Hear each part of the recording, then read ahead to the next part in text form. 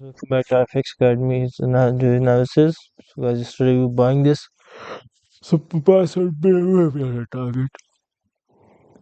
So the question is, guys, what are we going to do today? For today, guys, let me explain using the 4H. Guys, the overall scenario is bullish. Okay. Now we may sell, but we're not selling right now. Clearly not selling right now. Just for a correction to fill this area up. Okay, guys. For a retest of the breakout area, and that may not happen. Why? Because as long as the price, guys, stays above 1.33293, guys, we are bullish. Okay, guys, and we will be seeing 1.33708, and maybe we could see 1.33897.